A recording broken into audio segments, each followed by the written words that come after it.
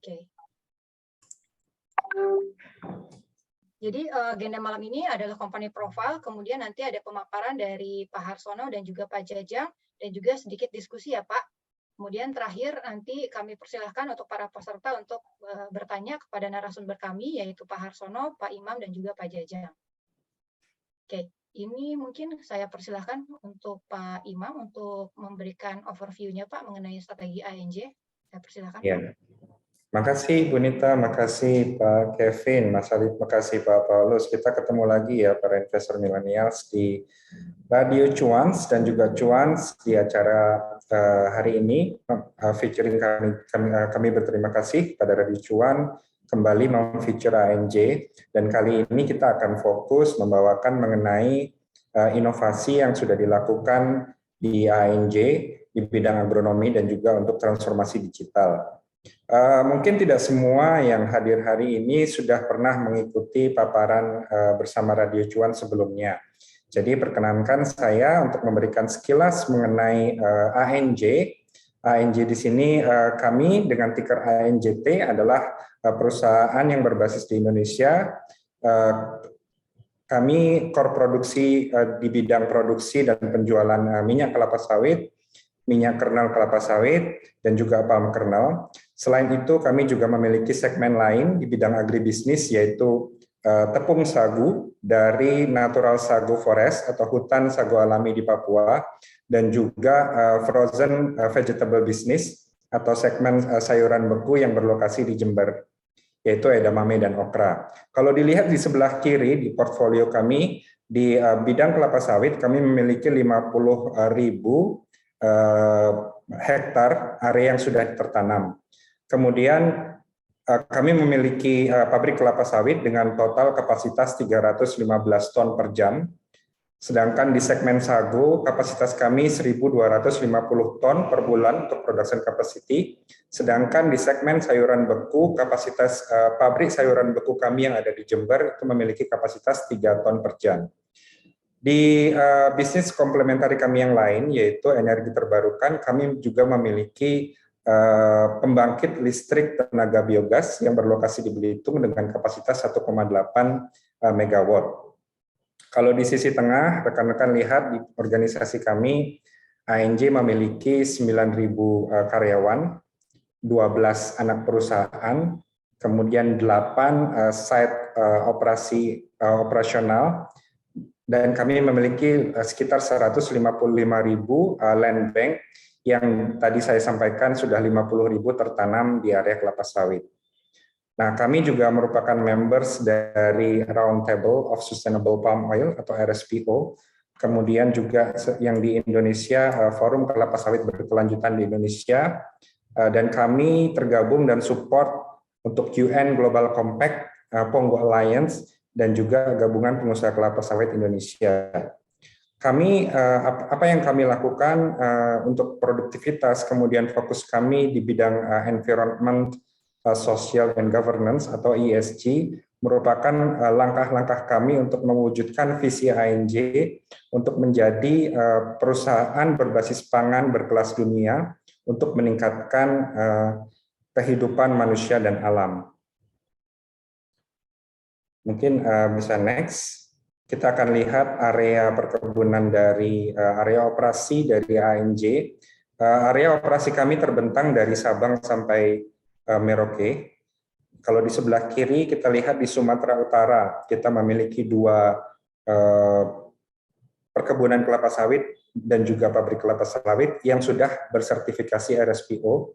Kemudian 1 yang sedang dikembangkan di Sumatera Selatan, yaitu PT GSB 4 Lawang, 1 berlokasi di Belitung untuk kelapa sawit, yaitu Sahabat Mewah dan Makmur, dan di sana juga lokasi dari pembangkit listrik tenaga biogas AANE yang mengambil limbah dari PT Sahabat Mewah dan Makmur menjadi biogas untuk menjadi tenaga listrik. Di Pulau Kalimantan kami memiliki PT KAL yang juga sudah beroperasi dengan total tertanam 10.900 hektar, 9.583 hektar, dan juga ada area plasma di sana. Kemudian di area Jember, kebetulan saya sekarang sedang berada di Jember, adalah fasilitas produksi sayuran beku kami PT Gemit, di mana produknya sekarang adalah edamame atau kacang Jepang. Kemudian di ujung timur dari Indonesia, kami memiliki dua segmen bisnis, yaitu sagu, dari tepung sagu dari hutan alami Papua, dan juga kelapa sawit, yaitu ada 3 PT di sana, PT PMP, PPM, dan ANJT. Dari seluruh operasi kami, seluruh pabrik kelapa sawit kami sudah mendapatkan sertifikat RSPO yang merupakan sertifikat yang diakui di dunia internasional dalam bidang pelaksanaan produksi kelapa sawit yang berkelanjutan. Next.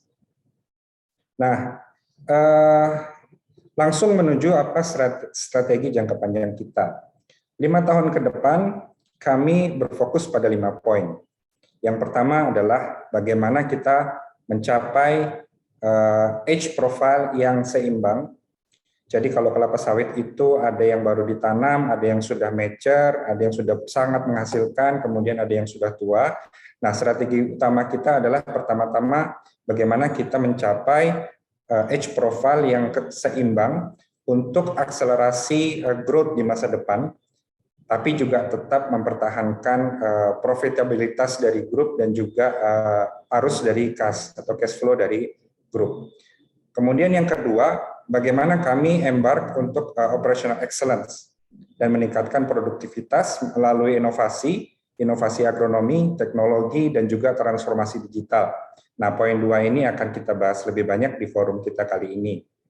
Yang ketiga, 2 dan 3 ini 2 hal yang menjadi faktor yang krusial di dunia agriculture, yaitu yang pertama adalah climate change, dan yang kedua adalah ketersediaan tenaga kerja yang terlatih. Jadi yang poin strategi kita yang ketiga, fokus inovasi untuk mitigasi dari dampak cuaca yang ekstrim yang diakibatkan oleh climate change. Mungkin rekan-rekan kalau belajar sekarang mengenai apa yang terjadi di dunia, saat ini terjadi topan ya di Jepang. Topan yang mungkin paling besar yang pernah mereka alami, dan sekarang heading ke kota besar yang ada di Jepang. Dan hal ini sudah sering terjadi. Di dunia agriculture kami juga mengalami 3 tahun ini La Nina, yaitu dampak dari extreme weather yang mengakibatkan curah hujan yang sangat tinggi. Nah, kemudian yang keempat, bagaimana kita meningkatkan volume produksi untuk mencapai level produksi yang sustainable untuk segmen produksi kita yang baru, yaitu sagu dan juga sayuran beku. Dan yang terakhir, dengan apa yang sudah dilakukan oleh ANJ di bidang ESG, Environmental, Social, and Governance, dan apa yang kami capai di bidang sustainability dan melalui pengembangan yang berkelanjutan, kami ingin mengcapture nilai premium dari praktek sustainability yang kami lakukan dan juga carbon market. Yaitu di sini bagaimana konservasi kita nanti akan menghasilkan carbon credit dan dijual, bagaimana energi terbarukan yang sudah kita lakukan dan dijadikan carbon credit itu juga bisa mendapatkan premium value atau monetary value dari apa yang sudah kita lakukan.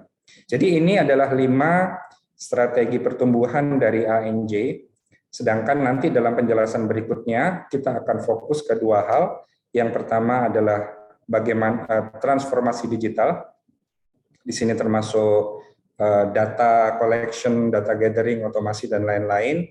Dan yang kedua, bagaimana kita meningkatkan produktivitas agronomi melalui inovasi-inovasi yang kita lakukan, termasuk untuk mitigasi dari dampak terjadinya perubahan iklim.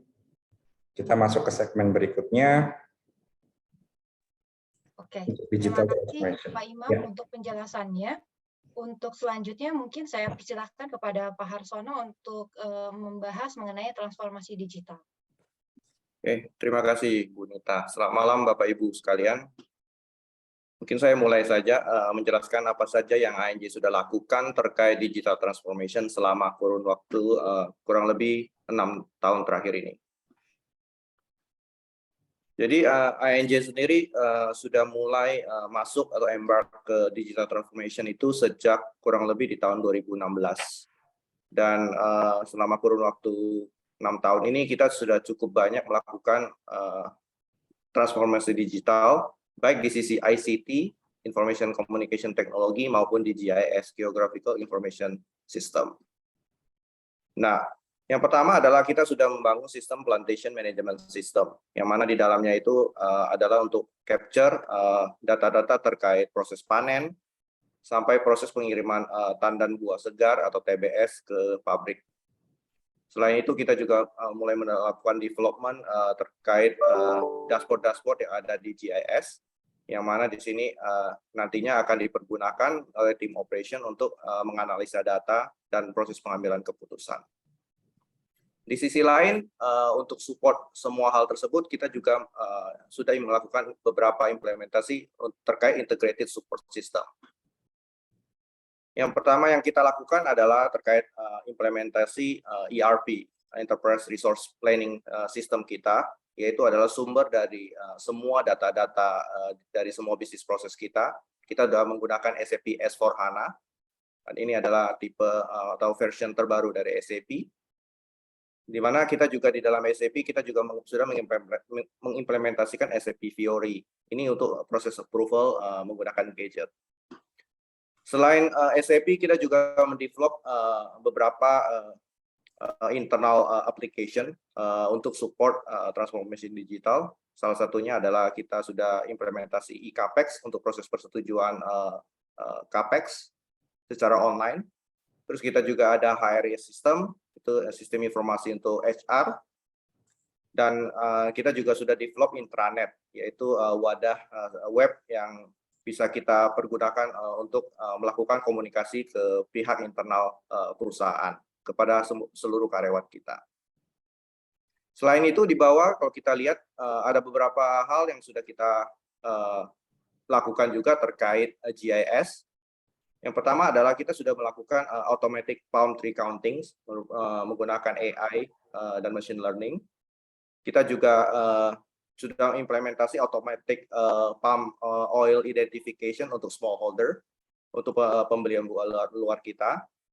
Kemudian di bisnis kita yang di Sagu, kita juga support dengan melakukan program identifikasi tingkat kematangan dari pohon sagu menggunakan foto udara. Ini dipergunakan oleh tim operation sagu kita untuk melakukan identifikasi pokok-pokok mana saja dari pohon sagu itu yang sudah siap panen. Kemudian yang terakhir adalah kita juga sudah melakukan implementasi integrated fire management system, di mana kita sudah serap jika terjadi hotspot di areal lokasi kerja kita ataupun di sekitar lokasi kebun kita akan mendapatkan alert dan kita akan melakukan monitoring secara berkala. Mungkin sebentar kalau boleh balik Bu. Mungkin tambahan di sini membedakan INJ, kita mungkin tahu plantation yang lain apakah mereka melakukan atau tidak. Beberapa plantation besar mulai bergerak juga ke arah transformasi digital. Tapi mungkin membedakan dengan industri lain, plantation itu industri yang sudah sangat lama gitu ya. Jadi perubahan-perubahan yang terjadi tidak secepat misalnya bank, asuransi, kemudian mining.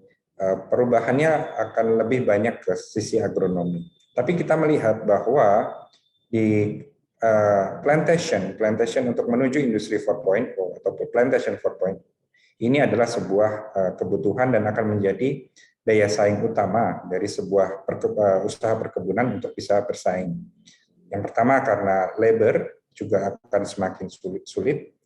Tidak banyak mungkin orang yang akan mau bekerja di perkebunan, semakin sedikit generasi milenial yang punya cita-cita menjadi planters. Jadi pasti labor issue akan menjadi isu. Dan yang kedua adalah climate change. Jadi apapun yang kita lakukan di sini fokus kepada dua crucial factor itu, ketersediaan dari tenaga kerja, mitigasi perubahan iklim, dan juga efisiensi yang bisa kita lakukan melalui transformasi digital. Mungkin begitu Pak, tambahan dari saya. Terima kasih Pak Imam, benar sekali. Mungkin kita lanjutkan. Nah, ini adalah salah satu transformasi digital, bentuk transformasi digital yang sudah kita lakukan, yaitu terkait implementasi ETIS. ETIS itu adalah Electronic Traceability Information System, di mana ini untuk capture pembelian buah luar dari areal di sekitar kita, perkebunan kita, sehingga nanti para petani luar itu tinggal melakukan capture data menggunakan HP mereka, submit, dan akan mendapatkan QR code. Dan QR code ini tinggal dibawa ke pabrik kita untuk dilakukan scanning di mesin QR, sehingga semua data itu otomatis akan masuk ke dalam sistem kita dan akan diproses. Nah, ini yang berikutnya adalah terkait salah satu proyek kita juga di bisnis edamame di Gading Mas Indonesia Teguh, di mana kita sudah selesai implementasi juga tahap pertama dari SIGAP, yaitu sistem informasi untuk capture data estate di Gading Mas Indonesia Teguh. Nah, dari penggunaan gadget ini, para field assistant bisa melakukan capture data, proses approval dari manajernya juga bisa dilakukan by system, dan semua laporan tersajikan di dalam dashboard, sehingga manajemen dapat melihat langsung di dashboard dan mengambil keputusan berdasarkan data collection tersebut.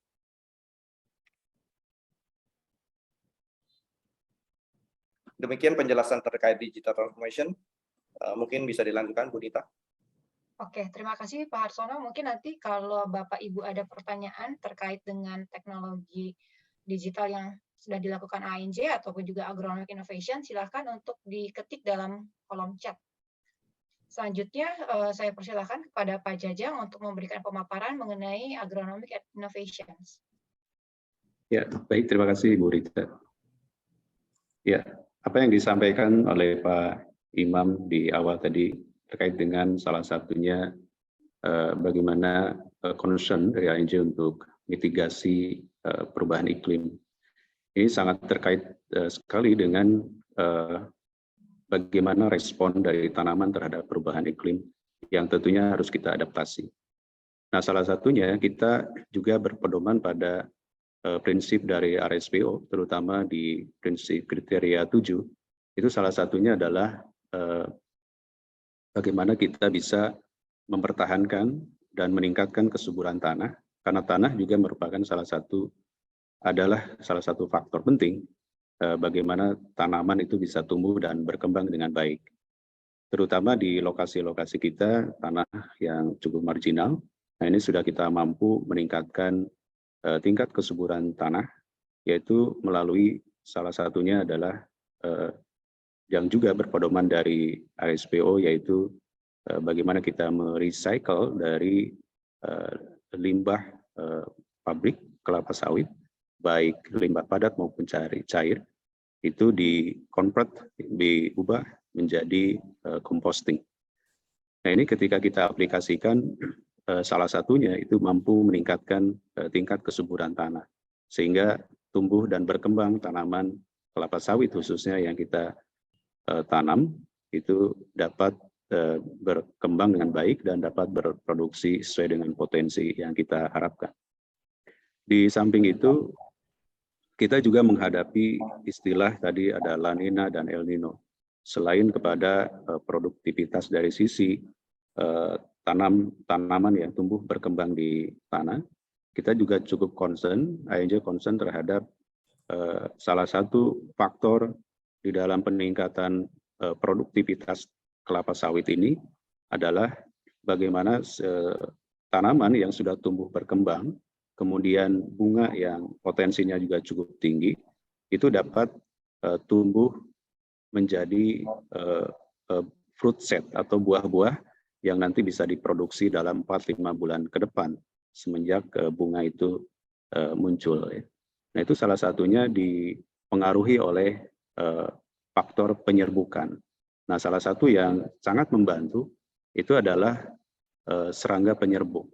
Nah, ketika perubahan iklim terjadi, baik itu La Nina maupun El Nino, maka serangga penyerbuk ini juga dari sisi populasinya akan terdampak. Nah, salah satu pendekatan inovasi kita adalah juga bagaimana kita bisa membantu proses penyerbukan ini melalui assisted pollination yang kita sebut assisted pollination. Nah, ini potensi dari varietas tanaman kelapa sawit yang kita tanam, ini mampu mempertahankan dan meningkatkan, terutama diantaranya adalah pembentukan bunga menjadi buah yang lebih sempurna, sehingga pada akhir proses nanti di tanaman menghasilkan, di awal tanaman menghasilkan, ini bisa kita dapatkan produksi yang sangat baik. Di sisi lain kita juga cukup concern berpedoman pada continuous improvement value kita. Itu salah satunya bagaimana dampak dari aplikasi misalnya penggunaan pupuk inorganik ini bisa kita kurangi, kemudian kita kombinasi dengan composting, tapi juga kita berprinsip concern kita bagaimana kita bisa meningkatkan efisiensi dan efektivitas dari penggunaan salah satunya pupuk kimia. Nah, ini concern kita juga salah satu inovasi dan penerapan kita adalah melalui drip irrigation. Nah, melalui drip irrigation kita bisa mampu saving salah satunya baik dari sisi penggunaan pupuk kimia, karena penggunaan dari pupuk kimia tentunya ini diubah menjadi pupuk yang lebih soluble, masuk ke dalam sistem drip irrigasi. Dari sisi lain juga kita bisa mempertahankan potensi dari produktivitas kelapa sawit, karena efisiensi dari input yang kita berikan juga bisa lebih kita manage dengan baik ya, dari sisi input salah satunya pupuk. Di samping hal lain dari secara lingkungan, tentunya kita juga mampu dan bisa mengurangi dari dampak dari GHG emisi dari baik secara penggunaan pupuk kimia maupun dari sisi transportasi.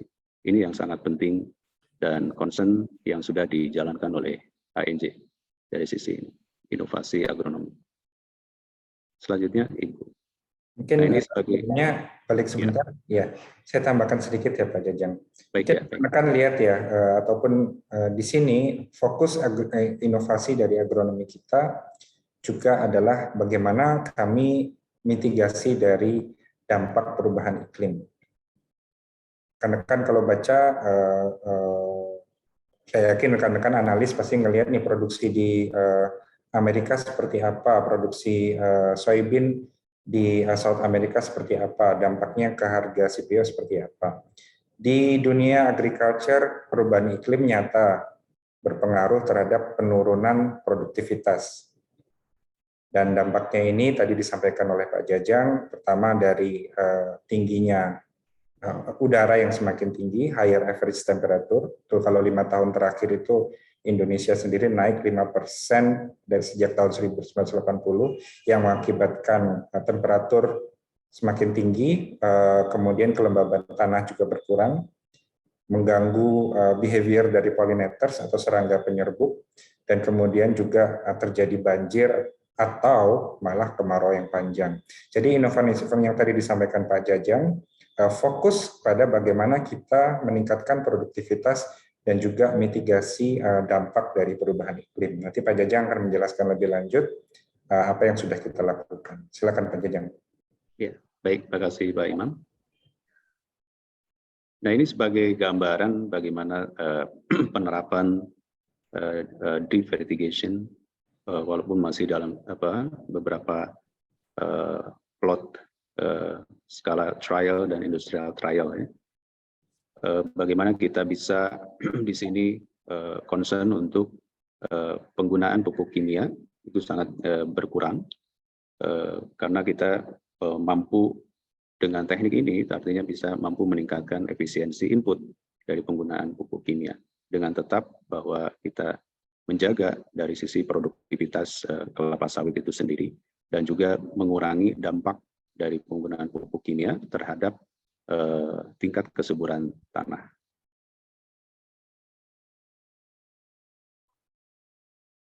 selanjutnya. Nah, ini sebagai bagian dari aktivitas untuk salah satu agronomi innovation kita di dalam implementasi kompos. Ya. Ini sangat baik, terutama di daerah-daerah tanah-tanah yang marginal, yang awalnya marginal, ini dalam kurun waktu kita sudah terapkan hampir lebih dari 8 tahun penerapan ini, dan itu mampu meningkatkan kesuburan tanah menjadi lebih baik, sehingga tanaman juga menjadi lebih baik tumbuh dan berkembangnya. Next. Ya. Oke, selanjutnya mungkin Demikian, terima kasih ya. Pak Jajang untuk Ya, terima kasih, pemaparannya mengenai agronomic innovation dari ANJ. Mungkin jika berkenan Pak Imam, saya persilakan untuk menjelaskan mengenai inovasi dari ANJ ini menuju mencapai target dari ESG ambitions. Iya. Iya. Mungkin dari rekan-rekan ya, ada yang sudah paham mengenai ESG, tapi ada juga yang belum. ESG ini adalah E stands for environment atau lingkungan, kemudian S sosial, dan G governance atau tata kelola. Ini sudah menjadi isu yang menjadi sangat diperhatikan baik oleh investors ataupun institusi finansial dalam memberikan rating kredit. Mungkin kalau rekan-rekan yang di finansial tahu ya, kalau misalnya kita mau kredit atau bond atau apa, itu biasanya rating agency seperti Moody's atau Fitch itu akan melihat performa dari company dari sisi finansial dan diberikan kredit rating apakah A, B, apakah dia layak untuk diberikan kredit dan seberapa besar. Nah, dunia institusi finansial sekarang tidak hanya melihat dari performa finansial, tidak hanya melihat dari kekuatan finansial dari sebuah perusahaan, tapi melihat bagaimana perusahaan itu menjalankan sisi ESG mereka. Karena reputasi dari perusahaan itu akan juga terdampak pada jangka panjang dari kelangsungan perusahaan tersebut. Jadi kami sudah sejak beberapa tahun terakhir fokus mengintegrasikan ESG dengan strategi bisnis. Jadi ESG untuk yang banyak company dianggap sebagai tambahan biaya. Menurut kami secara jangka panjang ESG harus diintegrasikan dengan bisnis dan jangka panjang akan memberikan financial benefit. Tadi kalau ada di pertanyaan di sini ya mungkin saya sekaligus highlight ada pertanyaan pengaruh terhadap composting terhadap FFB. Nah, yield-nya mungkin nanti Pak Jajang bisa tambahin dalam menjawab. Tapi dengan kenaikan harga pupuk dunia saat ini akibat perang krisis di Rusia dan Ukraina, itu harga pupuk 2 kali lipat, melonjak 2 kali lipat. Ini terdampak ke seluruh perusahaan perkebunan yang ada di dunia. Tapi dengan adanya composting, kita substitusi pupuk kimia menjadi pupuk organik, kita mereduksi cost hingga 50%. Saving kami dalam 1 tahun itu mencapai $12 juta dari proyek composting ini, yang diakibatkan kenaikan harga pupuk dunia. Jadi bahwa ESG dan financial benefit itu bisa berjalan berdampingan, itu yang menjadi prinsip dari kami. Nah, ANJ menetapkan 6 ambisi dalam ESG. Yang pertama adalah emisi dari GHG dan juga carbon footprint. Kita mengurangi 30% dari emisi gas rumah kaca hingga di tahun 2030. Dan kami juga menetapkan kita akan net zero overall di tahun 2030, termasuk dari penyerapan karbon dari area konservasi. Kemudian meningkatkan portfolio energi terbarukan di atas 60%. Dan mengurangi ketergantungan kami dari bahan bakar fosil sebesar 20%. Ini contohnya aja yang GHG emission. Di sisi lain misalnya traceability, kita ingin tahu bahwa FFB kita, tandan buah segar yang kita beli di petani itu adalah dari area yang sustainable, yang dilakukan secara berkelanjutan. Bukan merupakan perubahan lahan dari hutan, bukan merupakan area yang secara ekologis memiliki kepentingan. Jadi kami harus memastikan bahwa tandan buah segar yang kami beli dari petani itu berasal dari area yang sustainable, yang bertanggung jawab. Kemudian yang ketiga, perlindungan untuk hutan dan juga manajemen terhadap kebakaran hutan dan lahan gambut. Ini ada beberapa poin yang menjadi ambisi kami. Kemudian yang keempat, bisnis itu harus melihatnya secara utuh, secara supply chain. Jadi kita melihatnya juga FFB supplier kita harus memiliki praktek lingkungan yang juga baik.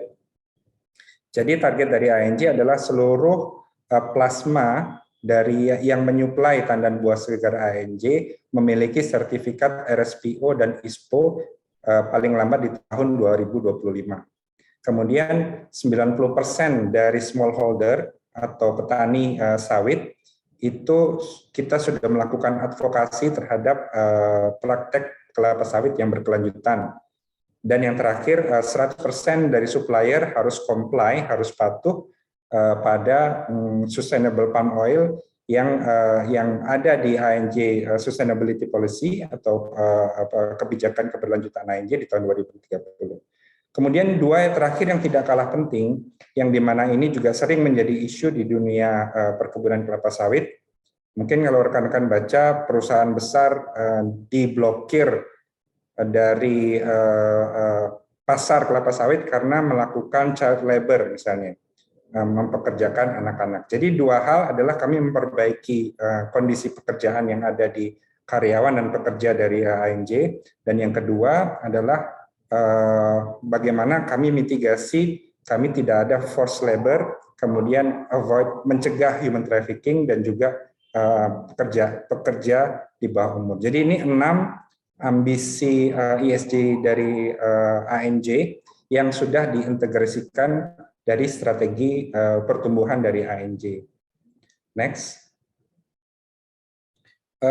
Dari integrasi ini kita bisa melihat di sini contohnya dari 4 proyek yang sudah kita lakukan ya, bahwa ESG, lingkungan, sosial dan tata kelola yang baik itu juga bisa berjalan berdampingan dengan economic value creation.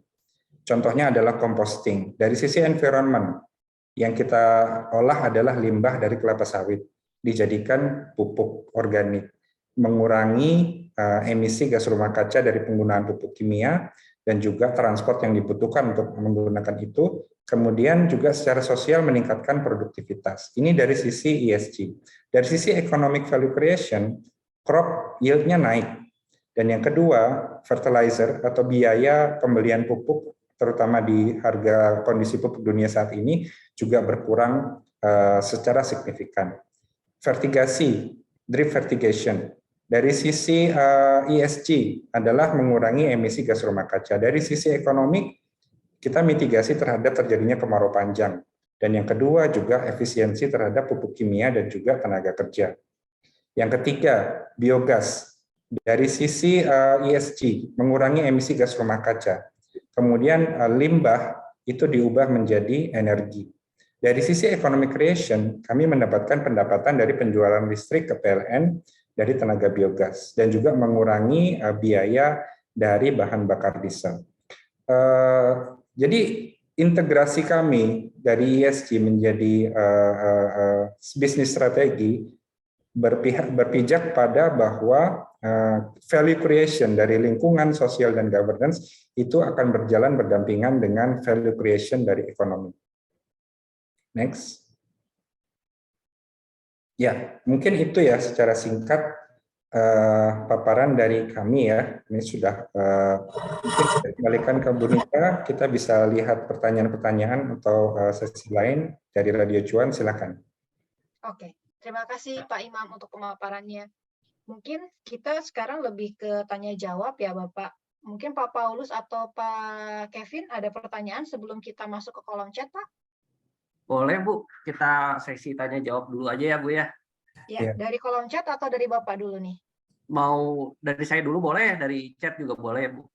Boleh, dari Bapak dulu satu ya, nanti kita lanjut kolom chat. Boleh. Oke Pak. Pak Imam boleh lihat yang tadi nggak, integrated itu yang slide integrated. Nah, ya. Yang Satu lagi. Yang tadi. Nah, ini kan tadi kan dipaparkan Pak, dari segi digitalisasi itu udah dimulai dari 6 tahun yang lalu ya Pak ya. Iya. Terus juga penerapan ESG value creation itu yang tadi Bapak bilang tuh kan bisnis tuh akan dijalankan terintegrasi gitu kan, harus satu kesatuan kan. antara ergonomik segala macam kan.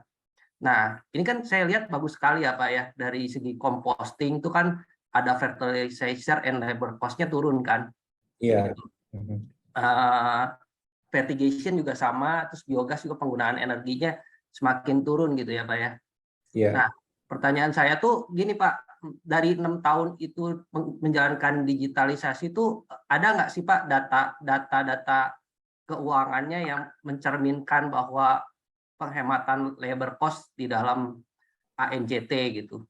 Kedua itu dari sekian banyak paparan dari teknologi dan juga efisiensi biaya yang dipaparkan itu, kenapa Pak net profit dari ANJT itu kecil sekali Pak? Sedangkan kemarin tuh saya tanya, kalau misalnya yang mature-nya aja dihitung kan 19,9% NPM-nya. Kalau kita bandingkan dengan peers yang sejenis ya, kayak misalnya Sampurna Agro, SGRO itu 20,9%, padahal dia punya debt yang cukup besar, Pak. Sedangkan ANJT itu nggak ada beban keuangan. Dan dibandingkan dengan CSRA juga jauh, Pak. Bisa tolong dijelaskan nggak, kenapa efisiensinya tuh kok kita belum bisa lihat, Pak, di laporan keuangan, Pak. Terima kasih, Pak. Ya, mungkin saya coba terkait dengan apa yang dipaparkan ya. Jadi yang tadi disampaikan sudah dijalankan digitalisasi 6 tahun, kemudian juga inovasi-inovasi agronomi, apakah tidak tercermin? Dari beberapa tahun terakhir, mungkin kalau kita melihat 10 tahun terakhir, cash cost akan selalu dipengaruhi oleh inflasi. Jadi inflasi akan tetap, biaya tenaga kerja, biaya pupuk itu akan semakin naik. Tapi kalau rekan-rekan lihat di laporan investor newsletter kita yang sudah disclose ataupun dari public expose terakhir, kita bisa mempertahankan cash cost itu di angka kisaran $300 per ton. Bisa dibandingkan dengan peers. Jadi inovasi ini apakah tidak terrefleksikan? Terrefleksikannya di bagaimana kita bisa manage biaya produksi ya, Pak Paulus. Kalau misalnya biaya produksi turun kan kita ada dua hal ya, inflasi naik, bahan bakar naik, pupuk naik. Tapi apakah cash cost naik? Nah, cash cost kita bisa stabil. Artinya delta antara inflasi dan kenaikan harga komponen produksi dengan bahwa kita bisa mempertahankan cash cost kita, itulah yang direfleksikan dalam laporan keuangan kita. Yang kedua, kenapa profitnya? Menurut saya profit kita tahun lalu $40 juta loh. Kalau dilihat di laporan keuangan. Tidak kecil juga jika dibandingkan dengan perusahaan-perusahaan lain. $40 juta, sedangkan yang sudah dirilis untuk semester 1, semester 2 bisa dibaca di investor newsletter, itu per semester 1 kemarin kita sudah $19,3 juta net profit. Jadi bukan yang kecil jika dibandingkan dengan luasan dari ANJ yang 50.000. Coba profitnya dibagi dengan hektar, Pak. Kita dengan peers par ya. Mungkin itu ya, Pak, jawaban dari kita. Kalau cash cost tuh pengaruhnya kemana, Pak? GPM dong ya? Kalau cash cost itu kalau seandainya ada harga kan volatil ya, harga komoditas tergantung dari supply dan demand. Nah, pada saat harga kemarin seperti di awal tahun ini naik 1.000 dan kami cash cost-nya 300, maka itu adalah gross margin kita. Akan nanti dampaknya setelah dikurangi beban-beban yang lain akan juga itulah profit dari kita. Jadi kalau komponen yang penting di bidang di kelapa sawit itu cash cost ini harus dijaga sehingga bisa tetap stabil. Dan apa yang sudah kita lakukan itu adalah bisa mengurangi dampak dari inflasi tenaga kerja dan juga dampak dari kenaikan harga komponen-komponen seperti bahan bakar dan juga pupuk. Mungkin begitu ya, Pak. Kalau cash cost-nya kecil harusnya GPM-nya besar ya, Pak ya? Ya secara tidak langsung akan seperti itu, Pak. Tapi juga kan kalau dilihat secara grup, kami juga ada segmen-segmen yang sedang di-develop. Jadi kalau kita melihatnya consolidated, kalau mau Pak Malus lihat, dikurangi dari segmen-segmen baru seperti sagu, kemudian segmen sayuran beku yang sedang berkembang, yang growth-nya baru akan bisa dilihat mungkin di 5 tahun ke depan. Jadi kalau mau dipisahkan net to net untuk kelapa sawit itu dibersihkan dulu dari itu mungkin bisa, Pak. Kalau untuk itu kan baru 1%, Pak.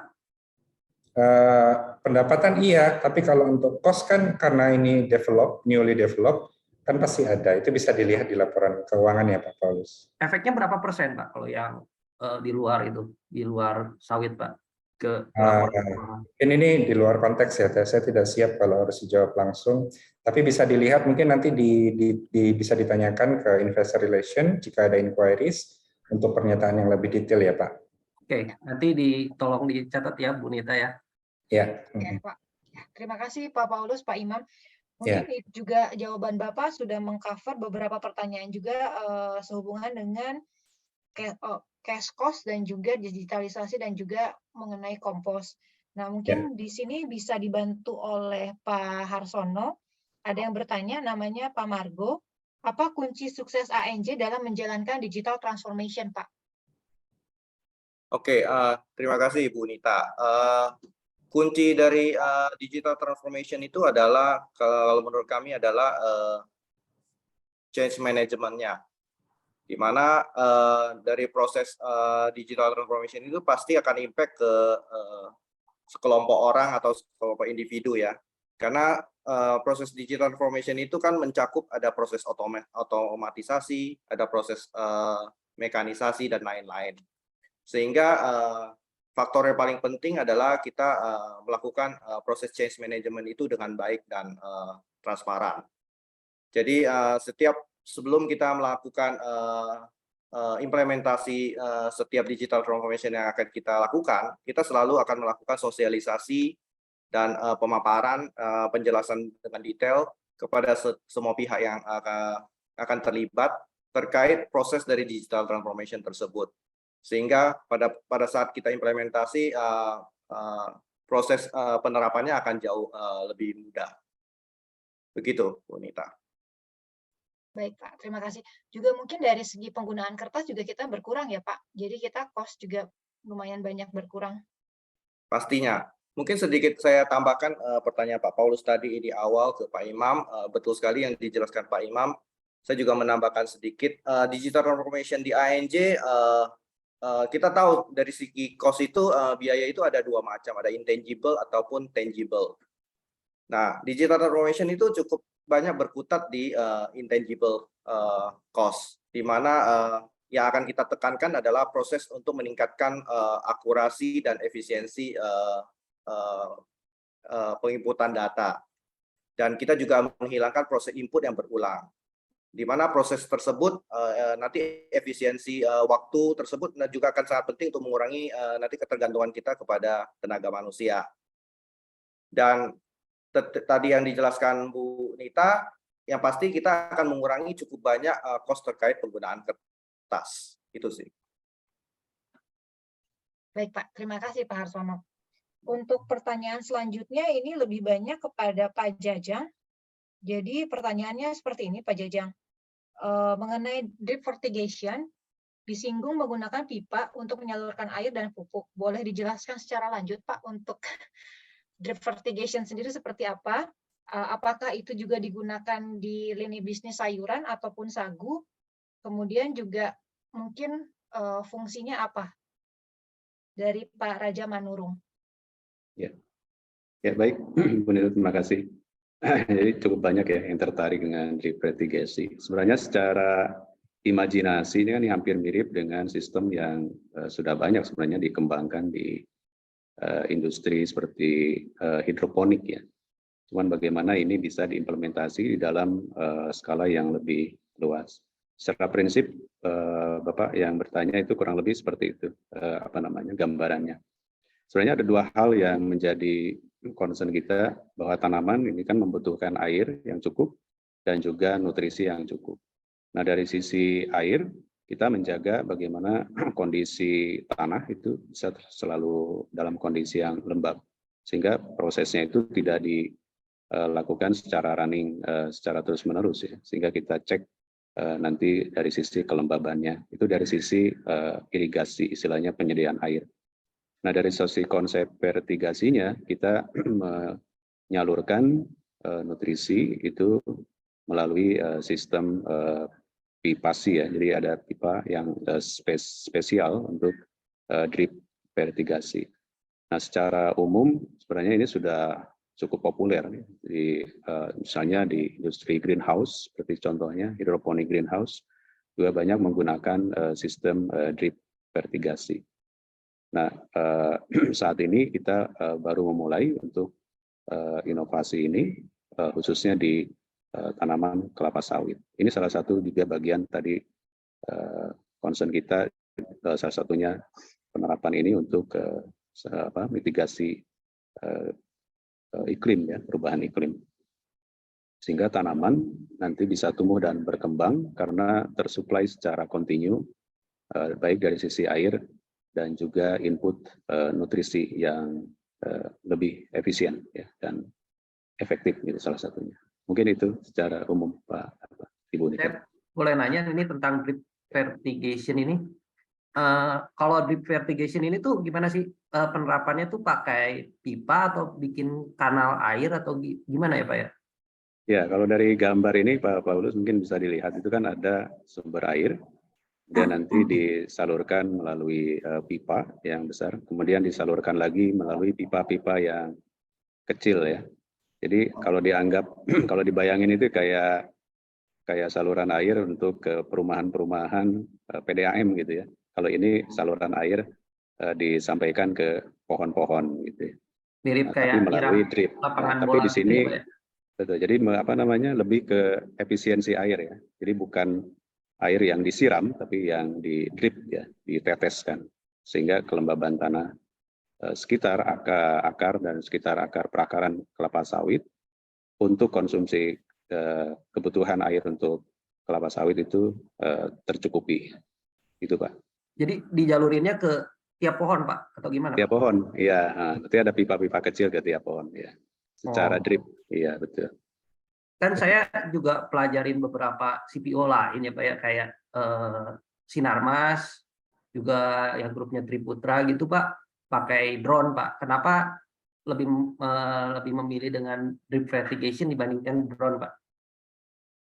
Ya, ada banyak teknologi dan pendekatan gitu ya, dari sisi ini. Kami lebih concern pertama dari sisi efisiensi air, yang kedua dari sisi bahwa tanaman itu lebih tumbuh dan berkembang itu di tanah salah satunya, bukan seperti hidroponik, jadi seperti kelapa sawit ya. Nah kita lebih concern penerapannya. Kalau menaruh di drip itu artinya kan langsung ke sasaran di titik titik perakaran dari tanaman ya. Jadi dari situ tanaman bisa mampu menyerap air dan nutrisi secara seimbang, Pak. Jadi sangat efisien dari sisi air dan juga sangat efisien dari sisi penggunaan khususnya penggunaan pupuk, Pak, di sini melalui sistem ini. Kalau capex-nya sendiri gimana Pak dengan drip fertigation dibandingkan dengan drone Pak? Udah pernah ada reviewnya atau gimana? Ya, kalau secara perbandingan kita mungkin belum secara comparable ya antara tadi penggunaan yang sistem drone. Cuman kami lebih ke bagaimana dari sisi pengurangan dari pupuk secara konvensional ya, dari pupuk secara konvensional menggunakan sistem ini yang hampir saving cost kurang lebih 40-50% Pak. Ini itu salah satunya. Mungkin kalau Paulus pakai drone itu kan mostly buat either pestisida ataupun pupuk yang langsung ya, tapi kan bukan vertigasi atau irigasi menggunakan drone. Kami sebetulnya belum pernah mendengar seperti itu. Selain itu kan ini targeted vertigation ya. Kalau pakai drone kan akan banyak yang losses gitu air. Sedangkan ini akan sangat efektif ketika justru kondisi kemarau panjang, di mana ketersediaan air itu terbatas. Jadi dengan targeted per pohon itu sudah ada dripnya, kita bisa kontrol berapa dosis air dan juga dosis fertilizer. Fertilizernya soluble ya, yang larut dalam air. Ya, dan lebih akurat ya, lebih akurat. Akurasi yang dibutuhkan oleh tanaman itu untuk hidup. Bayangkan jika kalau drone biasanya buat kan tidak bisa menyiram sebanyak ini menggunakan drone. Seperti itu ya Pak Paulus. Kalau drip fertigation ini udah diterapin dari tahun berapa Pak di ANJ? Kita baru kita terapin sih mulai dari tahun lalu ya. Jadi ini baru kita lihat setelah 1 tahun ke depan. Ini 1 tahun berjalan ini Pak. Dari semua kebun tuh udah berapa persen Pak yang udah pakai drip? Ya, kita hanya beberapa lokasi kita terapkan seperti di Belitung, kemudian di satu kebun kita di Sumatera Utara, kurang lebih hampir 200 hektar. Dan ini terus kita evaluasi dan kita kembangkan di beberapa lokasi lain nanti. Oh, berarti baru 2 ya Pak ya? Ya, betul, sebagai prioritas ya. Bertahap ya Pak Paulus. Tahap ya. Oke, Pak Jajang, maaf, tadi kan sudah terjawab juga, ada yang bertanya apakah bisa mengatasi kekeringan. Kemudian mungkin ada yang bertanya juga, Pak, apakah ini mengandalkan air tanah untuk drip fertigation sendiri, Pak? Ya, kita ada satu namanya reservoir. Jadi reservoirnya ini kan menampung air dari air hujan salah satunya. Kemudian juga dari air sungai ya, salah satunya itu. Dan ini di running atau dilakukan pada saat diperlukan. Tadi kita selalu monitor dari sisi kelembaban tanahnya. Kemudian kita juga hitung pada saat kebutuhan terutama cukup di saat misalnya pada saat ketika kemarau datang ya, salah satunya gitu. Karena sistem ini kan sangat efisien dari penggunaan air, sehingga kita hitung dengan kondisi misalnya bulan kering yang relatif misalnya cukup untuk bisa kita mengairi ya yang diperlukan oleh tanaman melalui sistem ini. Kalau itu kan Pak, lahan kelapa sawitnya kan luas banget gitu Pak. Sedangkan area sungainya kan paling terbatas ya Pak, di 1-2 titik aja ya Pak ya, 1 jalur atau 2 jalur aja. Itu bisa sampai ke ujung tuh gimana Pak? Apa dipompa atau gimana Pak? Iya, ini satu kita kolaborasi dan kerjasama juga ya dengan satu yang cukup profesional di bidangnya di sistem ini. Jadi sistem pompa yang teknologi yang dikembangkannya itu memberikan satu tekanan yang relatif sama sehingga air dari ujung yang terdekat ke pompa sampai ujung yang terujung ya dari pompa itu relatif sama. Drip air yang keluarnya Pak, seperti itu. Berarti pakai pompa ya Pak ya? Iya, ada pompa. Tapi sistem pompanya tekanan yang diberikannya cukup relatif sama. Sehingga jumlah volume air yang keluar atau drip air yang keluar itu relatif sama ya. Kita selalu monitor untuk itu. Berarti pompanya banyak juga ya Pak ya nanti? Soalnya kan luas banget tuh Pak kebunnya Pak. Pompa, ya hanya satu pompa Pak di rumah pompa ini. Mungkin Pak Paulus bayangannya satu reservoir ini akan men-serve ada grid yang sesuai dengan desain. Nah di sisi lain mungkin nggak kelihatan di sisi kanan jika memang nanti di situ mau dilakukan, ya salah satunya mungkin ada juga pembuatan waduk dan reservoir lagi, gitu Pak. Jadi bukan satu waduk untuk semua. Untuk semua ya. Betul. Oh reservoir tuh yang putih ini Pak, bangunan 2 itu Pak? Kan ini waduk Pak, waduk. Oh, waduknya ini yang atasnya? Iya. Oh, oke. Jadi perlu satu bangunan pompa sama waduk gitu ya, sama kanal. Iya. Oke, mungkin untuk drip fertigation cukup jelas Pak Jajang, terima kasih. Mungkin Bapak juga bisa bantu untuk menjelaskan mengenai dampak positif dari kompos Pak untuk dari aspek biaya, produksi dan juga lingkungan Pak. Oh ya, kita ya secara umum tadi sebenarnya sudah dijelasin juga ya oleh Pak Imam terkait ini. Jadi dari sisi biaya pasti kita sudah reduce dari sisi penggunaan pupuk kimia yang saat ini juga kita tahu cukup tinggi. Kemudian dari sisi lingkungan, artinya dari penggunaan kimia yang rendah, kemudian juga artinya transportasi juga berkurang. Itu terhadap GHG emission artinya juga bisa berkurang. Nah, dari sisi produktivitas, dari sisi input kita bisa manage, tapi yang sisi lain bahwa dengan penggunaan kompos itu perkembangan dari fisik, kimia, dan biologi tanah itu meningkat. Ini sangat tiga faktor ini yang penting, terutama untuk tempat tumbuh dan berkembangnya tanaman. Salah satunya sangat mengandalkan dari sisi kesuburan tanah. Jadi apa yang dilakukan terutama dari implementasi kompos ini, kita sudah mampu merubah perkembangan dari awalnya yang marginal menjadi lebih subur ya. Jadi fisik, kimia, dan biologi tanah itu meningkat. Sehingga nutrisi yang diperlukan oleh tanaman juga tentunya akan berkembang lebih baik. Jadi dari sisi biodiversity tanah menjadi berkembang meningkat. Demikian itu. Baik, terima kasih Pak.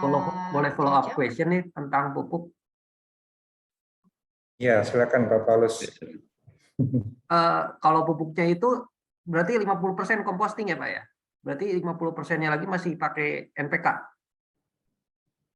Ya, jadi kita ya ini sesuai dengan ini Pak. Jadi kalau tanaman membutuhkan nutrisi tertentu, jadi apa yang ada nutrisi di dalam kompos itu kita mensubstitusi ya yang diperlukan oleh tanaman. Jadi relatif secara umum kita bisa reduce kurang lebih 50%. Ya. Berarti masih pakai NPK 50% ya Pak ya? 50% Ya, kompos ya? Dari secara konvensional 100 kita reduce menjadi 50. Jadi substitusi dengan pupuk organik. Dengan kelebihan lain bahwa dia juga mampu meningkatkan tingkat kesuburan tanahnya ya untuk tempat tumbuh dan berkembang tanaman kelapa sawit itu sendiri. Oke. Ya. Oke, mungkin dari Pak Harsono atau Pak Imam ada yang ingin disampaikan, atau mungkin dari teman-teman dari Radio Cuans atau dari Cuans, Pak Kevin, mungkin ada pertanyaan Pak? Kevin dulu, Kevin.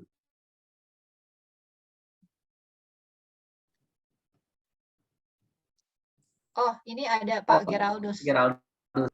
Ya, silakan Pak. Izin tanya ya Bu Nita, tadi Yes, bagus Pak. banget ya inovasinya ada drip fertigation ya. Mungkin kan orang tadi pakai drone, ini pakai drip fertigation, ada inovasinya bagus. Juga tadi ada penghematan pupuk ya. Jadi NPK 50%, composting 50% ya. Waktu emiten lain mau masuk ke sini, ANJ udah mulai duluan. Nah, kalau dari cost kan lebih hemat ya. Tapi dari efektivitas gimana nih Pak? Kalau pupuk beda nanti hasilnya tetap sama nggak untuk FFB yield sama OIR-nya?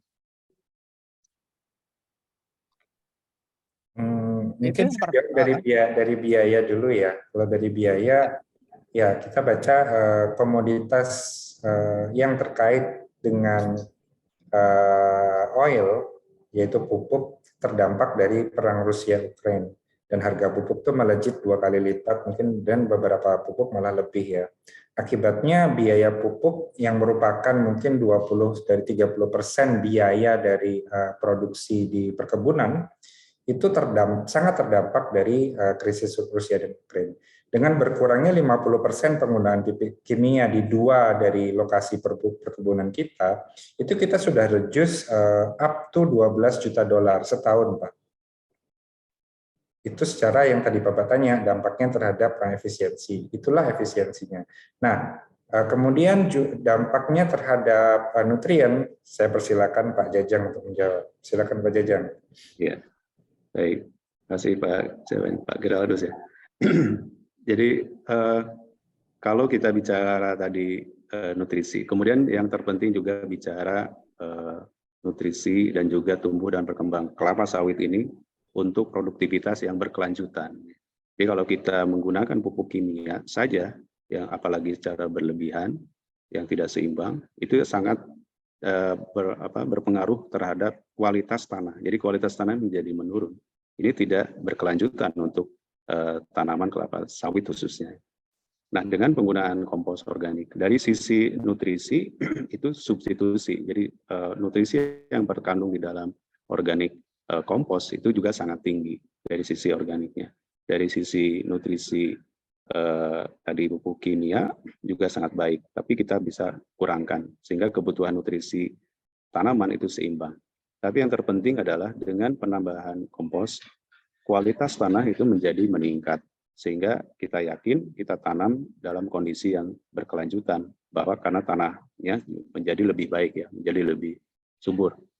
Nah, dari sisi produktivitas itu kita sudah mencapai satu tahapan dari target produksi sesuai potensinya yang di tahun-tahun pertama bahkan tahun berikutnya itu melebihi dari potensi yang sesuai dari tanaman yang kita tanam ya, sesuai dengan varietasnya. Kemudian dari sisi lain kita artinya menghasilkan satu produk kelapa sawit dengan produk yang boleh relatif kita katakan produk yang sehat ya, karena kita menggunakan tadi pupuk organik yang juga ramah lingkungan ya. Itu salah satunya, sehingga kita yakin dengan inovasi ini produktivitas produk yang sehat kelapa sawit yang kita tanam adalah kelapa sawit yang berkelanjutan dengan juga berkontribusi terhadap peningkatan kesuburan tanah menjadi lebih baik ya, ke depannya.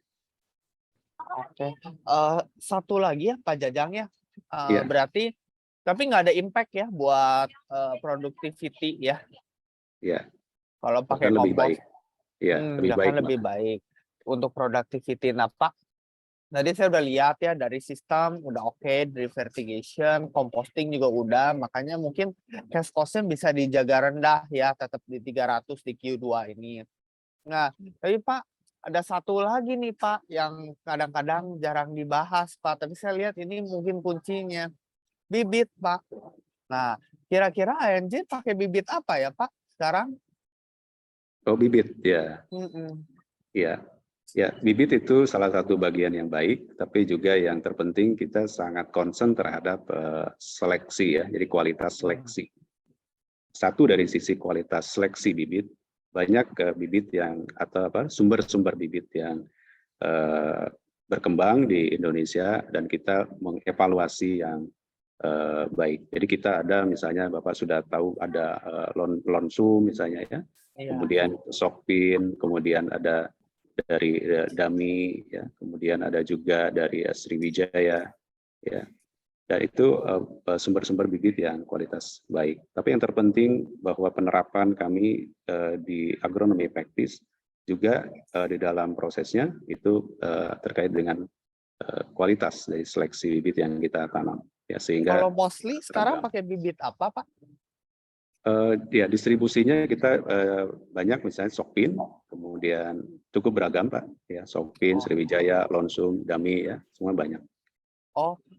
Jadi kenapa nih Pak banyak gitu? Kenapa nggak pakai satu bibit gitu Pak? Ya, semua memiliki potensi tersendiri. Pertama kita juga cukup banyak beragam jenis tanah pada kondisi yang berbeda-beda. Kita evaluasi potensi yang ada, jenis bibit memiliki respon yang juga berbeda, sehingga itu menjadi satu bagian pendekatan ya, khususnya di dalam hal penerapan agronomi. Jadi dengan beragam varietas, maka potensi secara konstan ya, produktivitasnya bisa kita dapatkan ya. Itu seperti itu Pak. Nah ini mungkin terakhir ya Pak tentang bibit ya. Tadi kan kita bicara digital innovation, agronomy innovation dan digital transformation ya Pak. Ini berarti kan ada berkaitannya dengan values yang ANJT buat dibandingkan perkebunan lain. Nah, kalau saya lihat bibit sekarang tuh ya Pak, contohnya Topaz ya, kalau nggak salah dari Musimas. Katanya 2 tahun udah berbuah Pak. Wah cepat lagi, terus bibitnya nggak terlalu mahal. Kalau Verdan OIR-nya banyak, jadi kita buat CPO-nya mungkin cuma butuh 4 ya, 1:25. Ada lagi bibit apa saya lupa namanya, bisa 50 tahun Pak umur sawitnya Pak. Nah itu kan ada value-value menarik tuh Pak. Kalau saya nanam sawit bibit 50 tahun, wah replantingnya kan 50 tahun ya. Nah, berarti kan mungkin kalau sawit kan cuma 3-4 generasi, sekarang kan udah masih generasi kedua nih.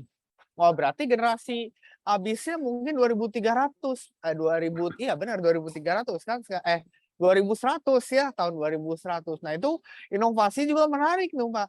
Ada nggak Pak ANJT inovasi di bidang bibit yang added value-nya? Nah ini agronomy innovation-nya, dan kira-kira dengan inovasi itu ada nggak sih target dari manajemen FFB yield dan OER-nya untuk di 2025 atau 2030? Pak Imam ada dari sisi ini tadi. Ya, mungkin ini pertanyaannya banyak nih ya. Saya coba rekap. Satu, dia highlight tadi ANJ sudah mendului di bidang composting ya. Ini benar sekali karena tidak mudah untuk replicate ya. Barrier to entry untuk composting adalah memahami bagaimana perlakuan membuat dari jangkos itu menjadi kompos yang memiliki nutrien yang tepat yang bisa hingga level menggantikan pupuk kimia. Kita sendiri butuh waktu ya dari 2014 sejak kita mulai sampai menemukan enzimnya apa, microbes-nya apa, parameternya apa untuk bisa menemukan kompos yang bisa menggantikan pupuk kimia. Kalau Anda lakukan investor meeting dengan perkebunan lain, tanya coba, yakin nggak Bapak untuk menggantikan pupuk kimia dengan kompos? Saya yakin banyak yang tidak berani, sampai 50%. Itu keunggulan satu. Nah, kedua mengenai bibit. Bibit ini akan sangat terkait di strategi kita yang pertama, replanting. Di Belitung kita sudah sepertiga di replanting, dan di Binanga sedang dilakukan replanting juga. Nah, bibit yang kita gunakan yang tadi disampaikan ke Pak Jajang ini adalah future growth engine dari kita. Jadi tepat sekali tadi ya Pak Geraldus menyinggung mengenai bibit karena ini adalah growth engine. Jadi replanting itu bukan hanya mengganti umur, tapi mengganti genetik generasi yang baru. Kayak kita-kita nih ya nanti sudah senior akan digantikan oleh rekan-rekan yang milenial yang masih muda. Mudah-mudahan bibitnya lebih bagus daripada kita ya yang sudah tua. Nah, growth engine ini yang tadi disampaikan Pak Jajang, terbukti kalau tadi tanyanya FFB sama OER, di konsesi kita di Belitung, di tahun, sekarang ini sudah tahun ke-6, ke-7 ya Pak Jajang ya, dari sejak itu, sudah mencapai yield di mana generasi lama itu tidak pernah bisa mencapai, di umur yang sama. Berapa Pak, kalau boleh tahu ya? Mungkin ini hint aja, kita di Belitung itu bisa mencapai 28 Pak untuk tanaman yang masih muda. OER ya? Bukan, yield. Yield-nya. Yield. Kalau OER-nya berapa Pak? Kalau OER ini agak susah ya, kan pabriknya satu ya, jadi kan semuanya dimasukin, kan kita jadi nggak bisa membedakan OER di satu lokasi berapa. Tapi secara oil content ya masih impar, ataupun lebih baik dengan yang sama. Jadi kalau OER mungkin tidak bisa banyak dibedakan karena morfologi dari sawitnya kan, kecuali kita GMO ya, yang buahnya besar, bijinya kecil. Nah itu kan genetically modified. Kalau kita kan tidak. Jadi mungkin buahnya lebih besar, tapi itu natural dari generasi tersebut. Cuma dampaknya ke yield itu sangat-sangat terasa. Mungkin itu dua ya Pak jawaban dari pertanyaan tadi. Mudah-mudahan cukup menjawab. Ya, makasih Pak. Ya. Terima kasih Pak Imam, Pak Geraldus, terima kasih untuk pertanyaannya. Sehubungan dengan waktu sudah menunjukkan pukul 20.13, mungkin kita tutup untuk pertanyaan-pertanyaan. Terima kasih untuk pertanyaan yang sudah masuk. Bukannya sampai 20.30 ya Bu ya? Iya kan, ada closing statement Pak. Oh, saya pasti mau nanya nih masalahnya. Oke. Silakan aja Pak, silakan. Oke. Masih boleh ya Pak Imam? Ya, kita batasi sesuai jam aja ya, mungkin 15 menit, satu atau dua pertanyaan terakhir. Tapi ini saya mau highlight, ada satu pertanyaan yang tadi belum disinggung. Mungkin kita akan singgung dulu. Saya mau bertanya untuk carbon trading, apakah sudah ada kajian berapa ton karbon dan konsesi lahan? Nah, ini saya mau highlight ini karena tadi kalau di depan kan kita sampaikan konsesi lahan kita 150.000, yang tertanam baru 50.000. Jadi dari kita itu, dari lahan land bank yang ada, bisa jadi pilihan apakah mau di-develop ataupun dikonservasi. Sebagian yang memang secara ekologi kalau kita harus lindungi, memiliki nilai konservasi tinggi, itu menjadikan konservasi. Tapi juga yang kita akan lakukan di Papua adalah konservasi dengan konsep carbon credit. Nah, apakah sudah ada kajian? Sudah ada. dan dilakukan oleh partner yang sudah memiliki portfolio di bidang carbon credit untuk konservasi dengan standar yang baik. Dan reportnya juga kita sudah dapat, kita sudah tahu berapa ton potensi dari carbon credit itu, tapi kita belum bisa disclose ya, belum bisa disclose ke publik karena ini adalah non material. Jadi untuk menjawab itu ada, sekarang juga sedang di pemerintah sedang sangat-sangat ramai mengenai mekanisme carbon trading, mungkin dalam waktu dekat akan di-launching regulasi untuk mengatur hal ini. Jadi ini merupakan engine growth kita yang kedua di luar sawit ya. Jadi kan ada engine growth itu produktivitas, kemudian cost efisiensi, tapi juga ada engine growth kedua segmen sagu dan segmen edamame. Nah, engine growth kita yang ketiga adalah carbon trading. Ini menjadi future-nya dari ANJ dari potensi yang kita miliki. Mungkin itu untuk jawaban yang pertanyaan pertama. Silakan jika masih ada, kita mungkin 1 atau 2 pertanyaan lagi sebelum ditutup. Oke, boleh 1 pertanyaan Pak Paulus. 1 ya Pak, jangan anakan. Kayaknya Pak Kevin dari tadi udah gatel mau nanya, direbut sama Pak Paulus terus ya. Oh iya, silakan Pak Kevin mungkin. Pak Kevin mau nanya. Ini kedengeran, maaf. Iya, kedengeran. Oke. Saya sih simpel aja, Pak. Saya tertarik sebenarnya sama edamame, karena kan kalau saya nggak salah ingat data itu, edamame itu makanan orang Jepang, tapi ekspor terbesar dari Indonesia. Kalau saya nggak salah ingat ya, Pak ya. Mungkin sekitar 60%-an something gitu, kalau saya nggak salah ingat. Salah satu produsen yang terbesar, Pak. Satu produsen yang terbesar. Nah, pertanyaan saya sebenarnya dari ANJ sendiri itu untuk edamame-nya sudah memegang berapa persen pangsa pasar. Kemudian yang kedua, apakah ada rencana untuk ekspansi lagi? Karena kan saya lihat fokusnya di sagu dan di edamame nih setelah ini. Ya. Dan kira-kira target ekspansinya seperti apa? Sama yang terakhir, untuk dari sisi digitalisasinya, kira-kira planning ke depannya ada plan apa lagi nih Pak untuk digitalisasinya nih Pak? Itu aja sih. Saya coba jawab yang pertama ya, nanti yang kedua saya akan berikan ke Pak Harsono untuk menjawab. Yang pertama mengenai edamame, makasih ini Pak Kevin tertarik kepada edamame. Tolong di-follow edasi.edamame ya di Instagram. Itu adalah kacang Jepang yang kita jual di pasar lokal, sudah ada di beberapa pasar. Kalau online itu bisa dilihat di Tokopedia, kalau di Jakarta itu bisa di Buena Nasio, di restoran kami yang ada di Jakarta. Sedangkan kalau di Bali itu pasti ada, silakan dilihat di online ataupun distributor terdekat. Sedangkan kalau di Jakarta itu kita baru masuk ke beberapa chain ya, seperti Aeon dan nanti akan masuk ke Hypermart. Nah, edasi edamame ini di Instagramnya bisa dilihat apa itu edamame dan bagaimana respon orang Indonesia terhadap kacang Jepang. Ada resep-resep terbaru dicampur nori, dikasih bon cabe. Nah, itu banyak yang suka. Ini mulai di Indonesia sudah mulai menjadi happening untuk camilan peneman nonton bola ataupun sedang sambil nongkrong. Jadi kalau sudah mulai makan tuh nggak bisa berhenti Pak. Dan ini sehat ya. Daripada kita ngemil makanan cemilan yang bikin gemuk, mending kita nyamil edamame. Nah, potensinya kenapa Indonesia merupakan produser terbesar? Ya, tapi juga ada Taiwan, ada Thailand. Kemudian yang kedua, berapa pangsa pasar? Nah, kita ini baru komersial tahun kedua. Di tahun kedua ini kami produksi dengan target masih 1.000 ton. Sedangkan kalau sudah ada yang industri yang lebih dahulu, mereka sudah di atas kira-kira 5.000-an gitu. Jadi secara kapasitas kami bisa ke arah sana, tapi karena ini bisnis yang paling junior dari ANJ Group, kita baru tahun kedua di tahap operasi. Tahun depan kita akan double, 2 kali lipat, 2.000 sampai 3.000. Berikutnya kembali ke 4.000. Mungkin 5 tahun ke depan kami akan par dengan incumbent yang ada saat ini. Kalau ditanya pangsa pasarnya, mungkin selain kita berdua, hanya ada beberapa perusahaan. 5 tahun ke depan bisa dibilang mungkin kita 40-40-20 itu adalah rest of the company lah. Nah, apa development-nya setelah kita pabrik yang kita ini sudah kapasitasnya berproduksi secara optimal, misalnya 6.000 atau 7.000 ton per tahun, kita akan pertimbangkan untuk buka di pipeline kita itu pabrik kedua.